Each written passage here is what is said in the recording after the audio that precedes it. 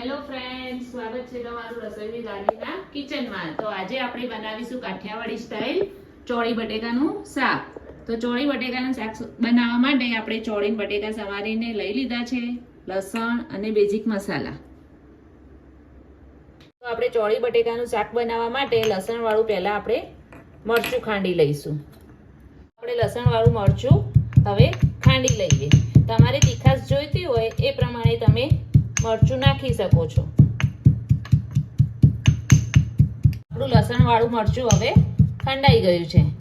તો હવે આપણે ગેસ ચાલુ કરીને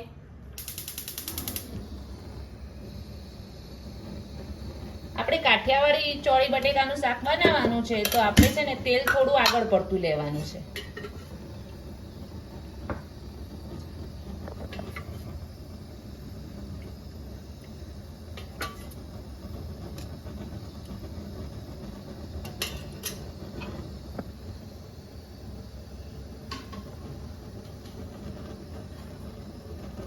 હવે તેલ ગરમ થાય એટલે આપણે એમાં રાઈ જીરું નાખીશું।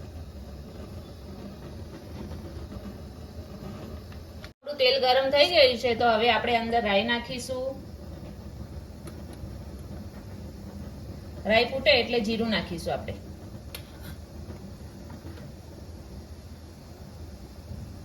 તો આપણી રાઈ ફૂટી ગઈ છે। હવે તો આપણે અંદર જીરું નાખીશું અને હિંગ નાખીશું।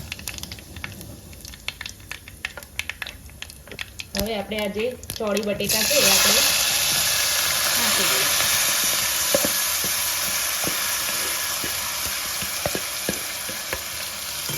આપણે લસણ વાળું મરચું તેલમાં નથી તળવાનું, એ હવે આપણે ઉપર શાકમાં ઉપર ગભરાવીશું।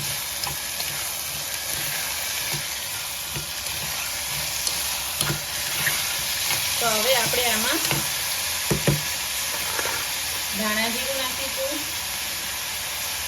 અને હળદર નાખીશું અને સ્વાદ મુજબ આપણે મીઠું નાખીશું।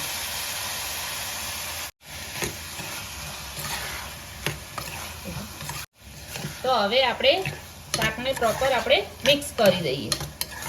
હજુ આપણે આ લસણ વાળું મરચું હાલ નથી નાખવાનું, આ થોડું તેલમાં શેકાય આપણે શાક પછી નાખીશું। અને તમે આ લસણ વાળું મરચું આવી રીતે ઉપરથી નાખશો ને તો શાકનો ટેસ્ટ ખૂબ જ સરસ આવશે। તમે ટ્રાય જરૂરથી કરજો।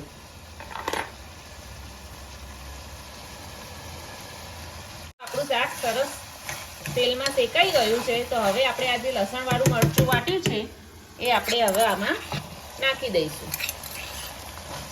અને આને બી આપણે તેલમાં સરસ શેકાવા દેવાનું છે।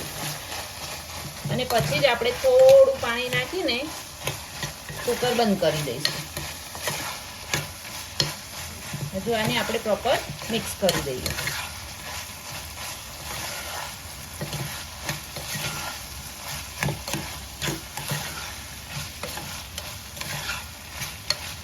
તો આપણું શાક સરસ તેલમાં શેકાઈ ગયું છે।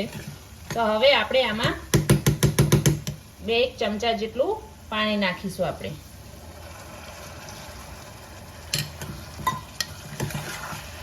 અને હવે આપણે કુકરનું ઢાંકણું બંધ કરીને બે સીટી મારી લઈશું। તો આપણું શાક થઈ ગયું છે। હવે તો આપણે કુકર ખોલીને જોઈ લઈએ। જો કેવું સરસ ચડી ગયું છે। હવે તો થોડું આપણે સહેજ પાણી નાખીને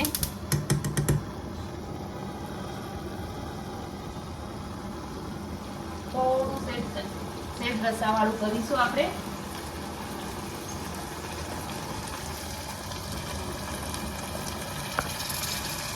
સહેજ રસાવાળું કરીને પછી આપણે સર્વ કરીશું।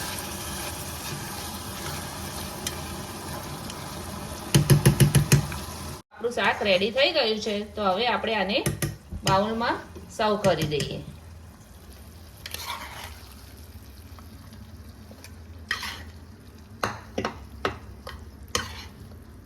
અને આ શાક તમે રોટલી કે રોટલા સાથે ખાશો તો ખૂબ જ સરસ લાગશે।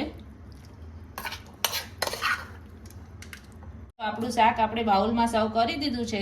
તો આપણે હવે આને કોથમીરથી ગાર્નિશ કરીશું. અને તમને જો મારી આ રેસીપી પસંદ આવે તો કોમેન્ટમાં જરૂરથી જણાવજો અને લાઈક, શેર અને સબસ્ક્રાઈબ કરવાનું ભૂલતા નહીં.